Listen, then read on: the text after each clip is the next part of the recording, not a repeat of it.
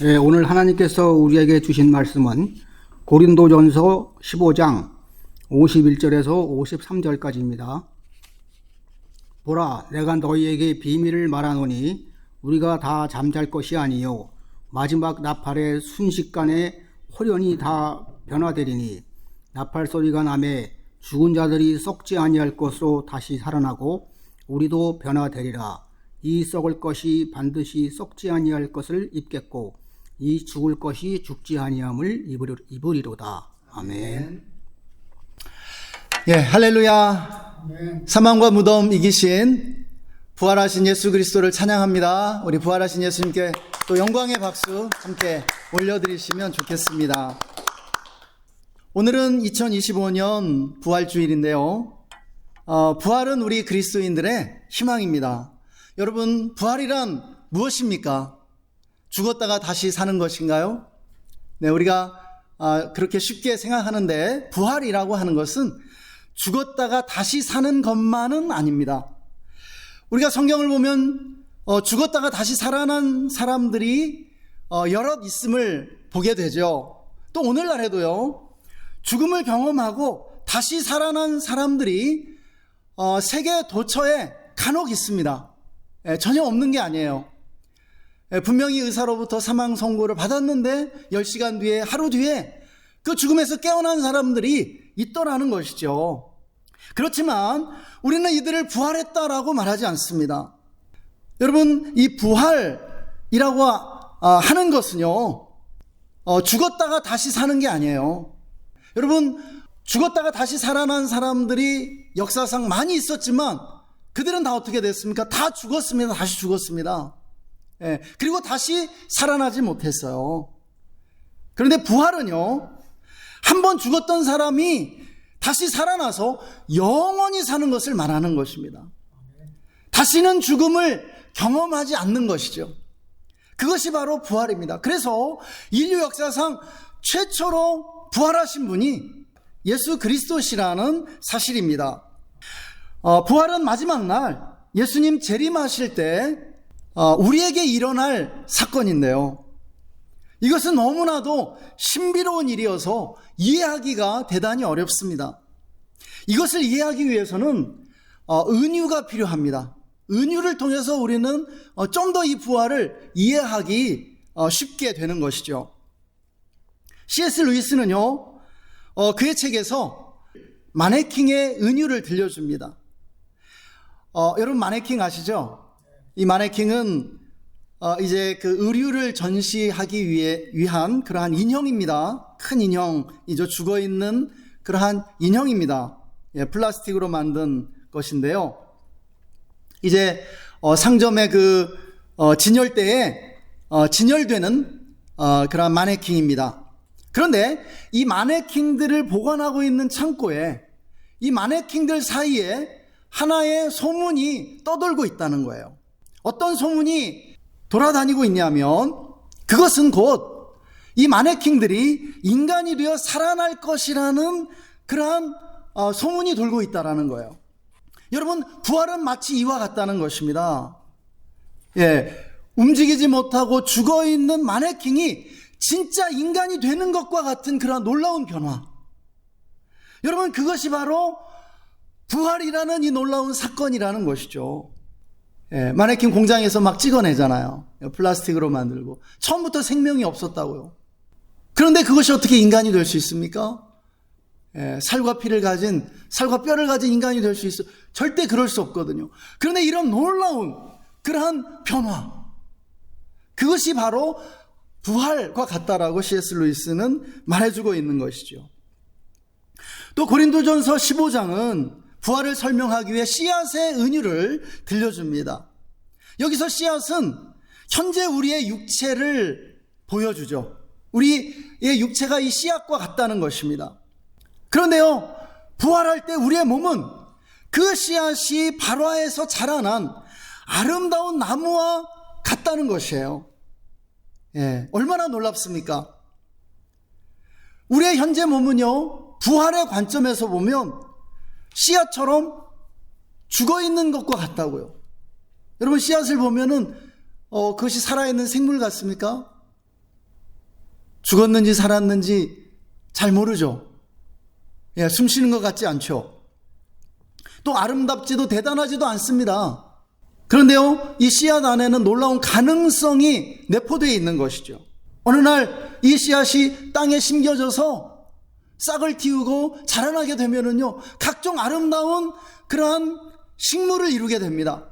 예, 풀이 되기도 하고 꽃이 되기도 하고 아름드리 나무가 되는 것과 같습니다.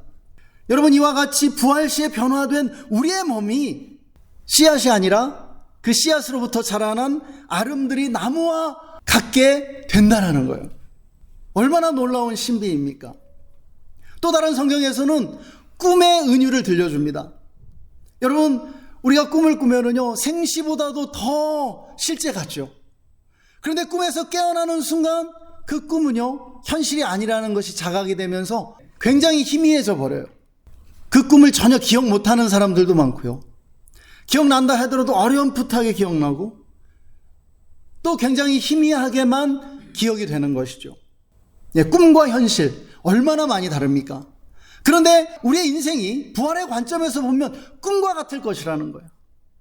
우리가 부활하게 되면은요, 진짜 실제를 경험하게 됩니다. 우리의 인생은 한낮 한여름밤의 꿈처럼 아스라이 그렇게 느껴지게 될 것이라고 말씀하는 것이죠. 자연에도 은유가 있습니다. 자연이 보여주는 부활의 은유 가운데 하나는 곤충들이 보여주는 변태가 있습니다. 곤충들은 변태를 하는데요, 이것이 부활의 은유가 된다는 것이죠. 나비는 처음에 유충으로 태어납니다. 보이지도 않을 정도로 작은 그러한 알로 태어나는 것이죠. 그리고 이것이 알에서 깨어나 애벌레가 되어서 나뭇잎을 먹으며 살게 됩니다. 그러다가 어느 순간에 번데기가 되죠. 이 번데기 시기에는 죽은 것처럼 움직이지 않고 깊은 잠에 빠지게 됩니다. 그러다 갑자기 이 번데기의 껍질을 벗고 화려한 나비가 되어 창공을 훨훨 날아다니게 되는 것이죠. 여러분, 애벌레가 번데기가 되었다가 화려한 나비가 되는 것과 같은 이 극적인 반전, 이것이 바로 부활과 같다는 것입니다. 부활장인 고린도전서 15장은 예수님이 부활의 첫 열매가 되셨다고 말씀합니다. 여러분, 첫 열매란 무엇입니까? 오늘날의 언어로 말하면 샘플입니다. 샘플. 우리는 이 샘플을 통해서 본 제품이 어떠할 것이라는 것을 이해하게 되는 거예요. 샘플 써보고 본 제품 사는 것처럼. 여러분, 한 사람이 도달했다면 모든 사람이 도달할 수 있다는 그 가능성이 있는 것이죠. 뉴질랜드에 에드먼드 힐러리 경이라는 분이 있습니다. 뉴질랜드 사람이지만 영국 여왕에게 자위를 받았어요. 그래서 경이 되었습니다. 이 힐러리 경, 1953년에 세계 최초로 에베레스트 산 정상을 정복했습니다. 여러분, 그 이전까지 이 에베레스트 산을 인간이 정복할 수 있으리라고는 상상을 못했던 것이에요.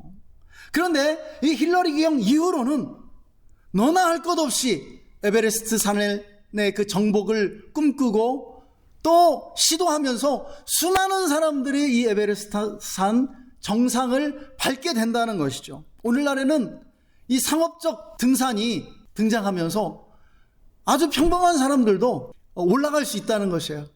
그래서 에베레스트 산 그 정상에 오르는 그 길이 트래픽이 걸려 있다는 거 아닙니까? 교통체증이 있다는 거예요. 너무나 많은 사람들이 올라가서. 여러분, 인간에게 이 100m 달리기에서 10초대는 인간의 한계로 여겨져 왔습니다. 수천 년 동안요, 이 10초대를 깰 수 있는 사람이 있으리라고는 상상을 못했죠. 그런데 1968년에 짐 하인스라고 하는 이 흑인 선수가 멕시코 올림픽에서 인류 최초로 100m 경주에서 10초대를 깨고 9초대 세계 신기록을 세우면서 금메달을 따게 되었습니다.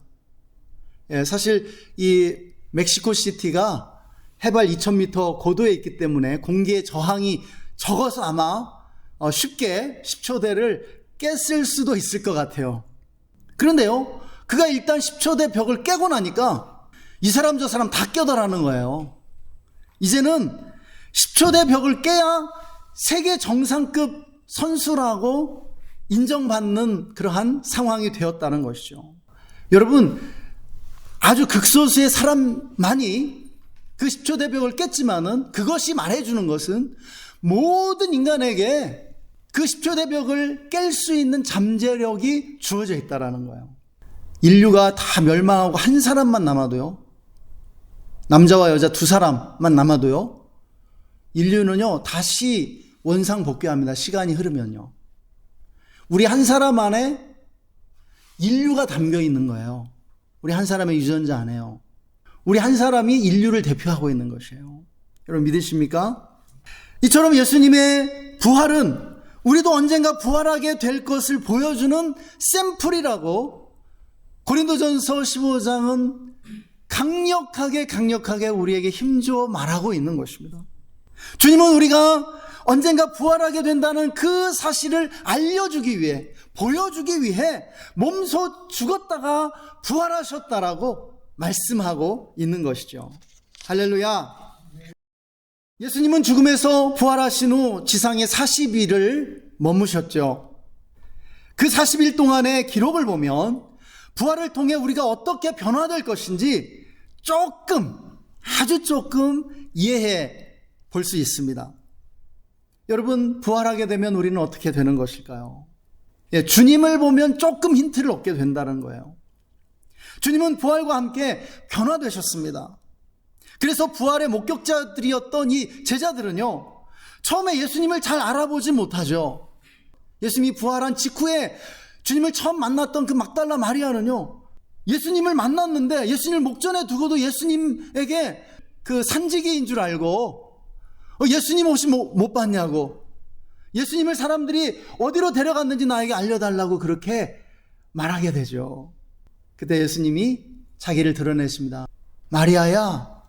그때야 비로소 이 마리아가 예수님을 알아보게 되는 것이에요. 엠마오로 가는 두 제자도 그랬죠. 그들은 하나님이 영안을 열어주셨을 때야 비로소 예수님이심을 깨닫게 됩니다. 예수님이 변화되셨기 때문이에요. 그렇지만 예수님이 부활하기 이전에 지니셨던 그 흔적들을 가지고 계셨음을 보게 돼요. 허리에 난 창자국, 그리고 손에 난 못자국이 흔적으로 남아 있었죠. 여러분, 우리가 부활하게 된 이후에도 그렇게 될 것입니다. 우리는 정말 완전해질 거예요. 너무너무나 아름답고 영광스러운 존재가 될 거거든요. 그런데요, 우리가 지상에서 나라고 하는 사람이 가졌던 그런 흔적을 갖게 돼요. 그럼 뭘 말해요? 여러분이 부활 이후에도 사랑하는 엄마, 아빠, 사랑하는 가족들 제외하게 된다는 거예요. 지상에서의 그러한 기억들이 남아있게 된다는 것이죠. 얼마나 놀라운 것인지 모릅니다. 또 부활하신 주님의 몸은요, 공간 이동이 굉장히 자유로웠다는 사실을 우리가 발견하게 됩니다. 제자들이 있는 그 집 안에 주님이 오시는데 문을 통과하지 않고요, 문이 여전히 닫혀 있는데요, 벽을 지나서 그냥 제자들에게 나타나세요. 또 갈릴리와 예루살렘에 원하시는 순간에 나타나시죠. 갑자기 사라지기도 하시고요, 갑자기 등장하기도 하십니다. 가장 극적인 장면이 무엇인지 아십니까? 여러분, 예수님의 승천입니다. 주님은요, 제자들이 보는 가운데 하늘로 들려 올라가셨습니다. 부활 시에 우리가 얻게 될 부활의 신비로운 몸이 어떠한가를 보여주는 것이죠. 우리의 몸이 어떻게 될까요? 우리는 죽어서 천국 간다라고 말합니다. 그런데 우리가 죽어서 가는 곳은요, 엄밀하게 말하면 성경적으로 낙원입니다. 낙원. 흔히 우리가 말하는 천국은요, 우리가 사는 동안, 우리가 구원받을 때 우리의 삶 가운데 이미 임하기 시작해서 마지막 날 예수님 재림하심으로 우리가 부활할 때 완성되는 그 나라입니다. 우리가 죽어서 가는 낙원은요, 우리가 부활할 때까지 기다리는 임시처소 또는 중간 상태라고 할 수 있는 것이죠.